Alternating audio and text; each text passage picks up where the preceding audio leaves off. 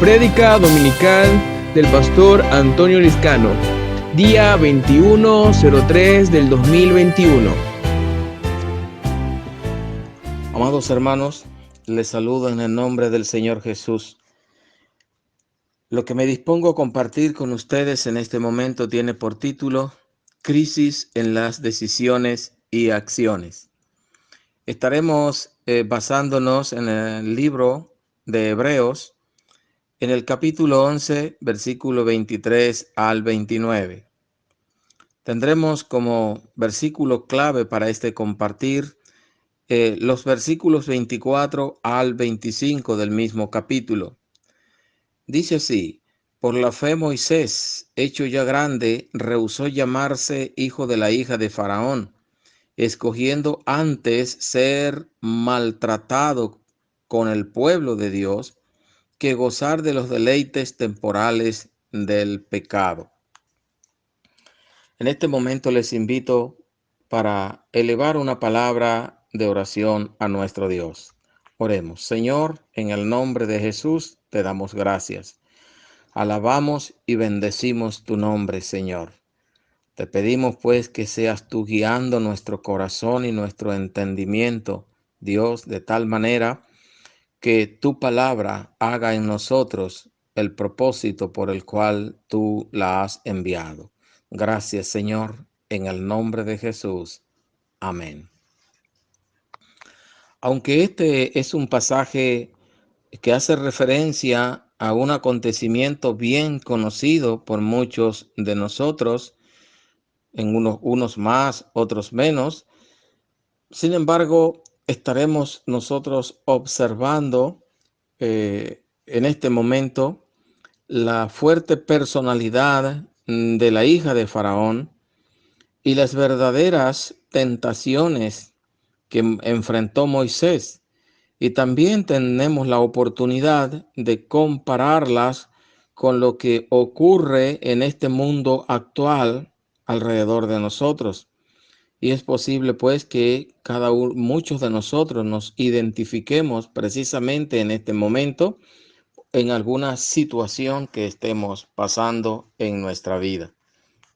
Vamos a ver en primer lugar aquí crisis en las decisiones. Crisis en las decisiones. Vamos a ver acá a Moisés rehusando. Dice acá en el pasaje que hemos leído en el versículo 24, por la fe Moisés, hecho ya grande, rehusó llamarse hijo de la hija de Faraón. Se hace referencia aquí a la hija de Faraón.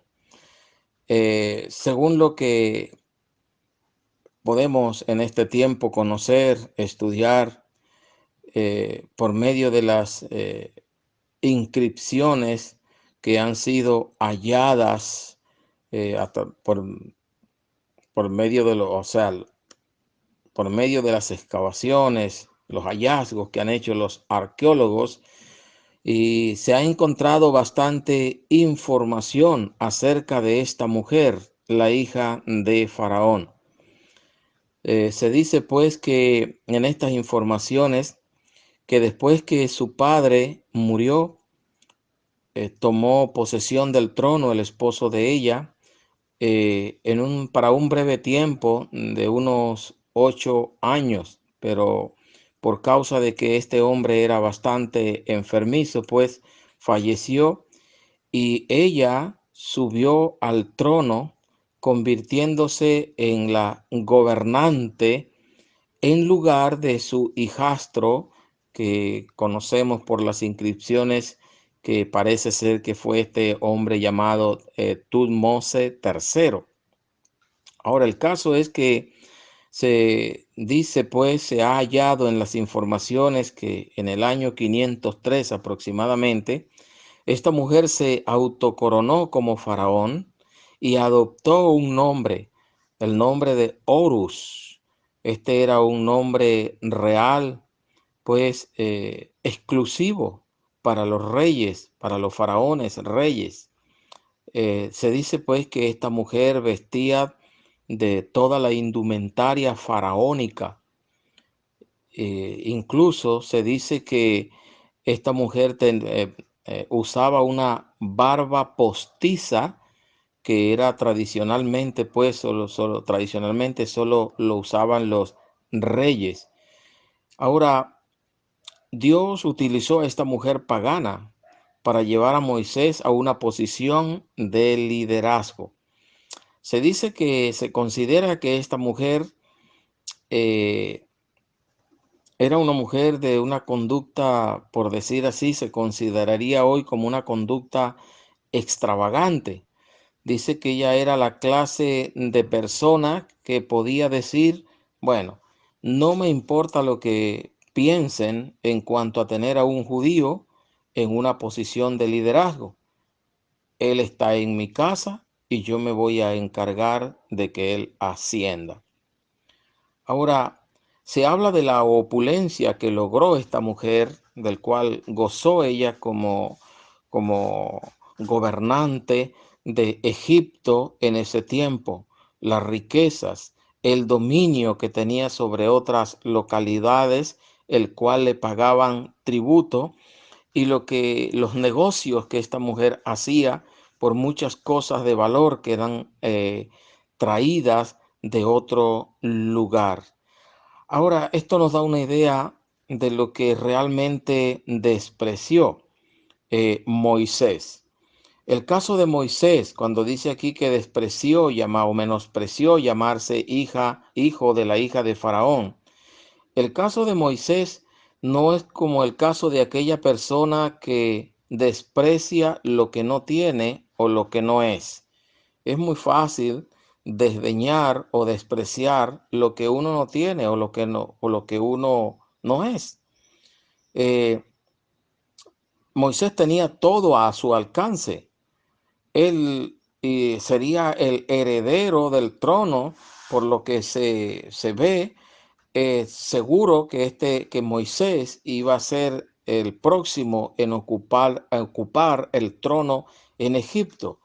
Ahora, cuando pensamos en esto, hermanos, es cuando podemos considerar todo lo que realmente Moisés despreció. Este hombre tenía a su alcance, a él se le ofreció poder, influencia y posición. Poder, influencia y posición. Él iba por el camino de convertirse en el soberano de Egipto, una potencia como país en aquel entonces. Ahora, si Moisés hubiera sido un oportunista, como decimos, había aprovechado toda la oportunidad de ser ascendido, como decía hace un momento, hasta llegar a ser un faraón, un gobernante, el gobernante principal, la cabeza de esta nación poderosísima, Egipto. Ahora se nos dice allí que él rehusó llamarse hijo de la hija de Faraón. Él quiso más bien ocupar el lugar con su propio pueblo, que en ese momento eran esclavos de los egipcios. Entonces vemos allí cómo este hombre Moisés, del cual estamos hablando, tuvo que tomar una decisión, y este hombre, la decisión fue rehusar de todo lo que se le ofrecía para identificarse con su pueblo, y no solamente con su pueblo, sino que más bien optó por identificarse con el Mesías, como vemos acá en el versículo 26, que dice, teniendo por mayores riquezas el vituperio de Cristo, o sea, el Mesías que habría de venir. O sea, que Moisés también esperaba el Mesías que habría de venir. Y cuando dice que se identificó con su pueblo, está hablando allí pues se identificó con el pueblo hebreo del cual él descendía. Ahora vimos allí entonces Moisés rehusando. También podemos ver allí Moisés escogiendo. No solamente que rehusó, sino que también tuvo que escoger. Y dice allí, escogiendo antes ser maltratado con el pueblo de Dios, que gozar de los deleites temporales del pecado. Entonces, primero, eh, Moisés observó que ser llamado hijo de la hija de Faraón era pecaminoso. La escritura habla de una elección entre identificarse con el pueblo de Dios y disfrutar de los placeres del pecado. No sabemos cuánto involucraba esta decisión, o sea, para Moisés, cuánto involucraba en su totalidad identificarse como hijo de la hija de Faraón. Quizás, entre muchas cosas, él tenía que conceder o apartarse de su posición como creyente del Dios verdadero para identificarse con la gran gama de ídolos que adoraban los egipcios y entre ellos los faraones. Aún más, tenía que conceder el ser adorado como Dios, ya que los faraones eran considerados dioses y eran adorados como Dios. Moisés, ascender al trono era condescender con el pueblo para ser adorado. También el hecho de romper con la relación de su propio pueblo, que sin duda Moisés tenía bastante conocimiento de cuál era su pueblo y se identificó con ellos, aunque había sido criado en la corte faraónica, pero él conocía cuál era su pueblo y estaba identificado con su pueblo. Eh, Acceder a ser considerado o llamado el hijo de la hija de Faraón seguramente incluía esto: apartarse de su pueblo, ignorar a su pueblo para obtener los beneficios del hijo de la hija de Faraón. Ahora, nosotros humanamente hablando, tenemos la tendencia a pensar en términos de ir hacia adelante. Vivimos en un mundo orientado hacia el éxito. De alguna u otra manera lo aprendemos en nuestro hogar o lo aprendemos escuchando lo que se dice alrededor. Se nos va orientando hacia el éxito, o sea, de sobrevivir, de sobresalir en la vida, sobresalir en la vida. Se nos habla de estudiar para ser alguien, se nos habla de tener tal o cual sistema de ahorro, tarjeta u otro elemento para que seas importante, para que tengas todas las puertas abiertas o muchas puertas abiertas en el mundo. Se habla de ocupar lugares de privilegio. Todo esto nos va enfocando hacia un mundo orientado hacia el éxito. Ahora, esta es la filosofía del mundo en que vivimos, pero tenemos nosotros que considerar bien esa clase de metas. Deberíamos darnos cuenta entonces que si hay algo de placer y satisfacción en las prácticas y costumbres de este mundo, esto es solo temporal. Cualquier cosa que obtengamos en este mundo es temporal, sea placer, sea poder, lo que sea, es temporal. Ahora, esto no significa que Dios espera que demos la espalda a todo lo que podemos o podamos disfrutar. Eh, Ahora, podemos pensar de esta manera: decir lo disfruté no es lo mismo que decir he pecado. La escritura dice que debemos confiar en el Dios vivo. Nos dice allá en 1 Timoteo capítulo 6, versículo 17, que Él nos da todas las cosas en abundancia para que la disfrutemos. Dice, todas las cosas en abundancia para que la disfrutemos. Ahora, también debemos pensar acerca de estas cosas que Dios nos da para que la disfrutemos, que estas cosas solamente se disfrutan cuando son utilizadas para la gloria de Dios.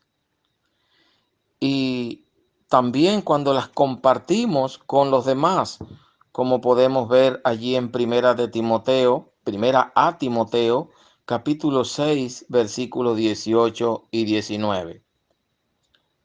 Vemos entonces que la elección de Moisés involucraba aflicción y sufrimiento junto con al pueblo de Dios, juntamente con su pueblo.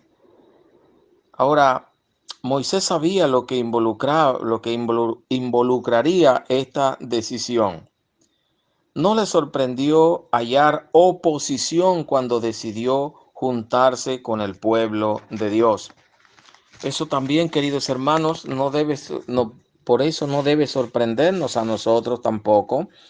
Cuando decidimos identificarnos con el pueblo de Dios, cuando decidimos involucrarnos con los sufrimientos de Cristo y sus padecimientos, no debe sorprendernos que hallemos oposición, aún dentro de nuestra misma casa, de nuestros mismos hermanos, y aún lo que es peor, podríamos hallar esa oposición dentro de hermanos, dentro de la misma congregación. Ahora dice la escritura allí en 2 Timoteo, capítulo 3, versículo 12, que todos los que quieren vivir piadosamente en Cristo Jesús padecerán persecución. También encontramos en las escrituras allí en el libro de Mateo, capítulo 5, versículos 11 y 12, que dice, bienaventurados sois cuando por mi causa os vituperen y os persigan y digan toda clase de mal contra vosotros mintiendo. Gozaos y alegraos, porque vuestro galardón es grande en los cielos, porque así persiguieron a los profetas que fueron antes de vosotros. Mientras que los placeres del mundo son temporales, el sufrimiento por la causa de Cristo trae gozo en la actualidad y recompensa futura en el cielo.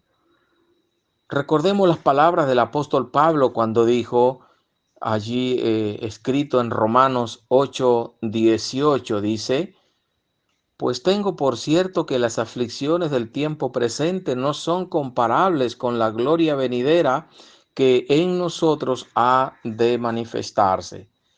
Ahora, queridos hermanos, si vemos otro ejemplo, lo vemos en el libro de los Hechos, en el capítulo 5. Capítulo 5 del libro de los Hechos, para ver lo siguiente. Allí en el versículo 41. Hablando acerca de los apóstoles, hablando de Pedro y Juan, cuando fueron perseguidos, y dice allí en el versículo 41, y ellos salieron de la presencia del concilio gozosos de haber sido tenidos por dignos de padecer afrenta por causa del nombre. Salieron de allí gozosos de haber sido tenidos por dignos de padecer afrenta por causa del nombre. Pero una nota, algo para recordar. No todo sufrimiento en el creyente puede ser o es causa de por seguir a Cristo y por identificarse. Podemos sufrir por causa de malas decisiones, de decisiones equivocadas, por lo cual entonces es necesario estar seguro. Si en alguna situación en la cual estamos padeciendo o sufriendo afrenta, si es verdaderamente por identificarnos con Cristo, por su causa, renunciando todo aquello que otros quieren que hagamos en contra de nuestra santidad, y entonces pensar pues que estamos sufriendo por Cristo en vez de saber o tener entendido, tener claro que tal sufrimiento es por alguna mala decisión, por algún error. Entonces debemos hacer una diferencia entre las consecuencias de nuestras malas decisiones o el resultado de sufrir por la causa de Cristo. Entonces, vamos a ver aquí que tal como sucedió con Moisés, no debemos olvidar que en Cristo y por Cristo eh, hemos hecho una elección deliberada por una razón definida. Y esto debe llevarnos al hecho de estar dispuesto a pagar cualquier precio que sea necesario con tal de llevar adelante la decisión que hemos tomado. Entonces vemos allí a Moisés escogiendo entre las cosas temporales y las cosas que tienen y tienen verdadero valor eterno. Vamos a ver entonces también a Moisés estimando. Moisés estimando. Notemos las palabras en los versículos 24 al 26 de allí del capítulo 11 de la carta a los Hebreos. Vamos a ver allí entonces las palabras que aparecen en un orden lógico. Aparece la palabra rehusó, escogiendo y teniendo por, o dicho de otra manera, estimando. Veamos las palabras como decía, rehusó, escogiendo o teniendo por. ¿Sí? Moisés pensó bien en su decisión. El vituperio de Cristo, según vemos allí en el versículo 26, cuando dice, teniendo por mayor riquezas el vituperio de Cristo que los tesoros, que los tesoros de los egipcios, porque tenía puesta la mirada en el galardón. Vemos allí entonces que el vituperio de Cristo, como dice el versículo 26, significa el sufrimiento que es particular a Cristo. Moisés consideró que todo esto era mayor que las riquezas, que los tesoros de Egipto.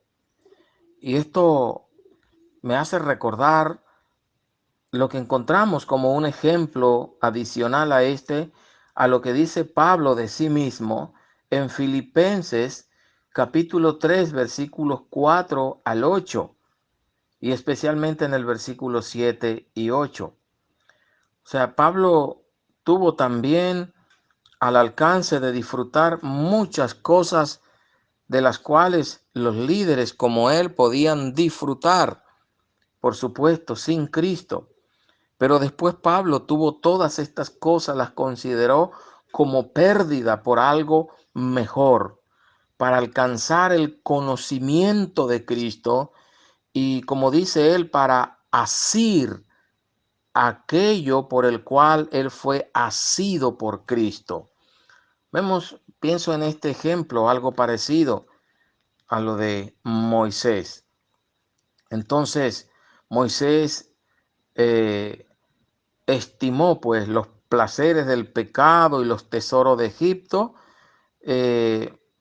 como algo que no tenían comparación con la identificación con Cristo, con el Mesías y con aquellos que le pertenecían a él, su pueblo. Entonces vemos a Moisés dando la espalda al mundo, dejando los ídolos y dando el frente y caminando mirando a Dios, pero también mirando las recompensas que vendrían por ello. Recompensa eterna. Ahora pensemos que el hecho de que Moisés diese la espalda al mundo fue una acción positiva, no fue una acción simplemente negativa. Él dio la espalda al mundo mirando al Señor y se alejó del mundo.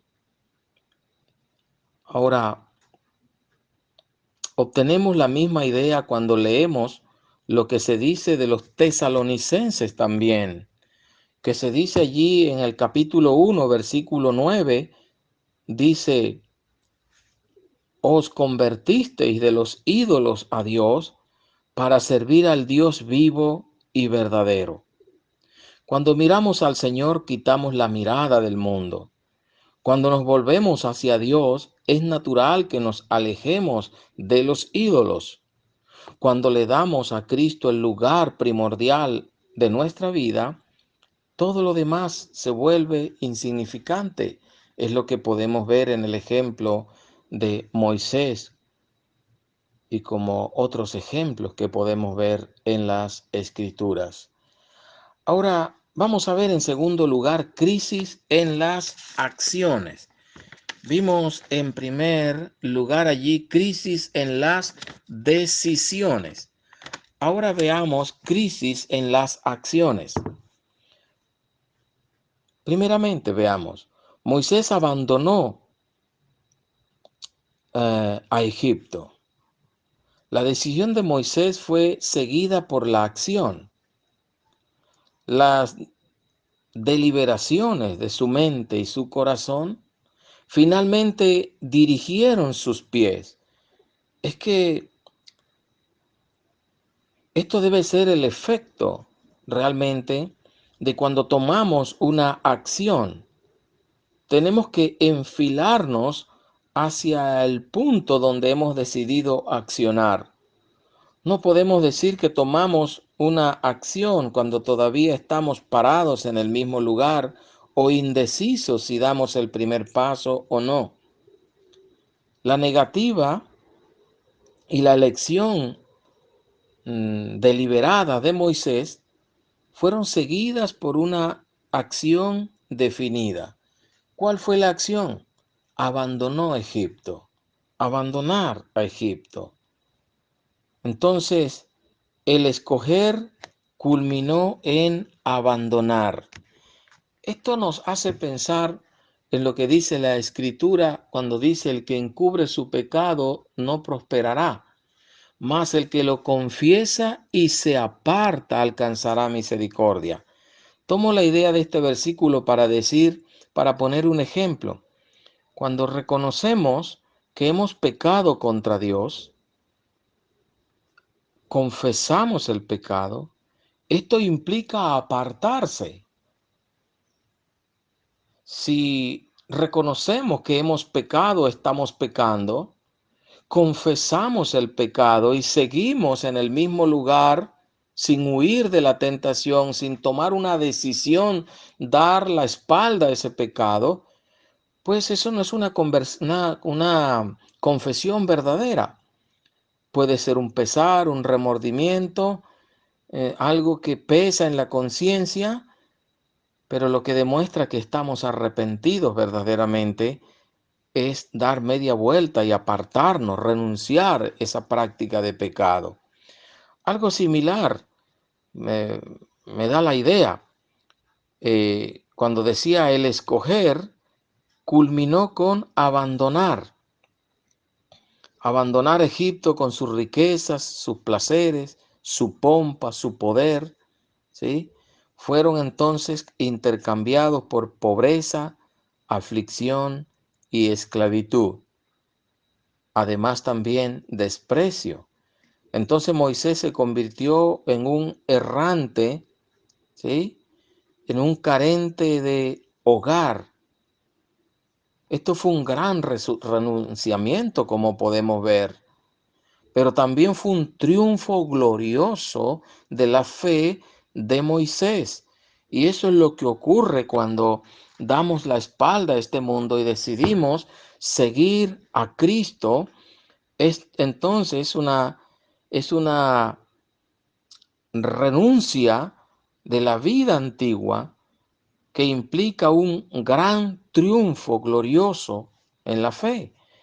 Cuando decidimos también entregar nuestra vida al Señor en ofrenda a Él, como dice allí en Romanos capítulo 12, poner nuestra vida en ofrenda en el altar de Dios, cuando dice: así que, hermanos, os ruego por las misericordias de Dios que presentéis vuestros cuerpos en sacrificio vivo, santo, agradable a Dios, que es vuestro culto racional. Cuando decidimos poner nuestro cuerpo, nuestra vida en el altar del sacrificio de Dios, esto es un gran triunfo de la fe. Ahora, y es también un gran renunciamiento de las cosas de este mundo que nos mantienen apegados a este mundo. Si me permiten poner un ejemplo, es como cuando vemos estos aparatos que se elevan en el espacio, lo que conocemos como el globo aerostático, o algunos lo llaman el globo del amor. Estos globos están pegados a la tierra, atados con cuerdas, con cosas que le mantienen pegado a la tierra. También tienen peso, lo que llaman el lastre. Anteriormente se usaban sacos de arena, seguramente ahora también en mucho igual. Cuando el globo comenzaba entonces, o era necesario que comenzara a elevarse, soltaban las amarras y comenzaban a sacar el peso de dentro del globo, y a medida que se iba alivianando, se va alivianando, el globo va tomando fuerza, va tomando altura, se va elevando, y el fuego que lleva dentro de sí mismo con estos aparatos especiales que van calentando el globo, lo mantienen en las alturas. Pues algo parecido ocurre cuando soltamos las amarras de este mundo y vamos soltando el peso del pecado, el lastre que nos mantiene atado a este mundo, o aún ese amor a las cosas pasajeras de este mundo, aunque no necesariamente sean pecaminosas, pero a medida que vamos deslastrándonos de esto, nos vamos elevando hacia esa comunión con Dios y al logro de los propósitos de Él en nuestra vida. Moisés abandonando Egipto, pero también vemos a Moisés resistiendo a Faraón. Moisés resistiendo a Faraón. Si leemos allí eh, el versículo 27 del libro de los Hebreos, que dice: por la fe dejó a Egipto, no temiendo la ira del rey, porque se sostuvo como viendo al invisible. Ahora podemos comparar esto con lo que dice Éxodo capítulo 5, versículo 1. Y vamos rápidamente a ver aquí cómo Faraón es un cuadro de Satanás. Lo que hizo Faraón con Moisés, o quiso hacer con Moisés y el pueblo hebreo, y detrás de Faraón, Satanás, por supuesto, quería evitar de que el pueblo de Dios hiciera la voluntad de Dios, para el cual había levantado a Moisés. Es las mismas tácticas que Satanás usa hoy en día con el creyente. En primer lugar,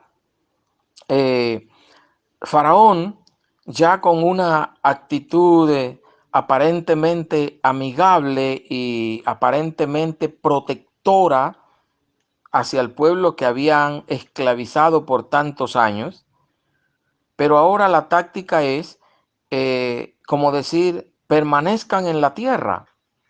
Veamos eso en Éxodo 8:25, cuando él dice: andad, ofreced sacrificio a vuestro Dios en la tierra. Es como si Faraón estuviera diciendo: pueden ser religiosos, pero no sean fanáticos, no recorran todo el camino. ¿No es eso lo que personas dicen hoy en día? No tienes que ser fanático, tú puedes ser un creyente, pero no sea fanático. Y entonces vienen las personas que comienzan a preocuparse por nuestra persona. Estoy preocupado porque te puedes convertir en un fanático. Algunos dicen, te vas a volver loco por leer la Biblia o eres un fanático, me preocupa esto. Pero es la idea. Faraón diciéndole a Moisés esto, y es la misma táctica que usa Satanás hoy en día con el creyente. Entonces, otra táctica es, no vayan lejos. No vayan lejos. Éxodo 8:28. Él dice, yo os dejaré ir para que ofrezcáis sacrificios a Jehová vuestro Dios en el desierto, con tal que no vayáis más lejos. O sea, poniendo límites. ¿No es lo que Satanás quiere hacer hoy con el creyente igualmente? Ponerle límites. O sea, Faraón le estaba diciendo, quédense al alcance de nosotros. No se vayan muy lejos, no vayas muy lejos. Satanás usa esa misma táctica en el día de hoy. Le dice a un creyente y especialmente a un joven creyente, le dice, puedes tener tu religión, pero no te vayas hasta un extremo. Por lo menos permanece en contacto con el pasado. Y es lo que incluso encontramos como enseñanza también en iglesias, donde se le aconseja al creyente que puede ser un creyente, pero sin renunciar a aquellas cosas el cual practicaba en su vida pasada. Por ejemplo, si alguien trabajaba, voy a poner un ejemplo extremo, usted puede pensar en otros ejemplos que conocemos. Alguien trabaja expendiendo licores en un lugar de bebida donde se ingiere bebidas alcohólicas y alguien le dice, bueno, este es tu trabajo, puedes seguirlo haciendo, porque ese es tu trabajo. Eso es por poner un ejemplo. O cualquier otra cosa que es pecaminoso, pero ahora por ser creyente pareciera que se convirtiera en algo virtuoso, en algo que no es pecado. Pues si es pecado es necesario renunciarlo, apartarse de tal o cual pecado. Entonces, Faraón estaba diciendo, puedes tener tu religión, pero no te vayas hasta un extremo. Otra de las tácticas, deja algo atrás, deja algo atrás. Allí en Éxodo 10:11, cuando él dice, id ahora vosotros los varones, id ahora vosotros los varones.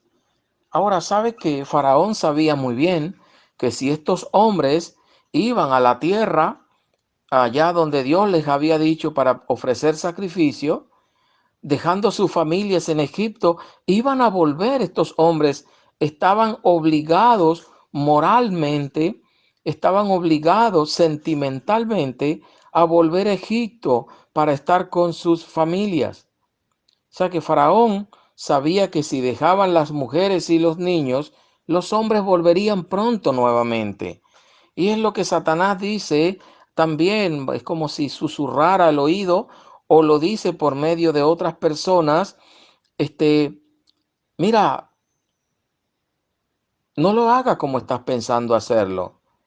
Si Satanás conoce el valor de este juego, sabe que si dejamos atrás algo de valor, regresaremos. La única salida que nos queda es cortar de lleno. Eso es, con este mundo pecaminoso. Es como cuando un joven, vamos a poner el ejemplo de un joven, tiene un compromiso con una joven que no es creyente. Ahora este joven recibe a Cristo como su Salvador. Mira, y es como decirle, ¿qué vas a hacer?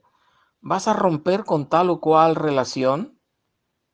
Tienes que seguir en ella. No tienes que renunciar. Pues esto es un asunto para considerar, porque cuántos se han enredado, han seguido una relación como tal y han pasado los años y su pareja que eligieron todavía sigue siendo incrédula. Y los hijos, por supuesto, están divididos entre dos campamentos, entre el seguir al Señor o seguir los placeres de este mundo según el ejemplo del padre o la madre no creyente. Esto es para poner un ejemplo. Aún hoy en día Satanás utiliza la sugerencia que Faraón le hizo a los israelitas de mantenerse en contacto. Mantente en contacto. No renuncies a las cosas de este mundo. No renuncies tus amistades. Mantente con las amistades de este mundo.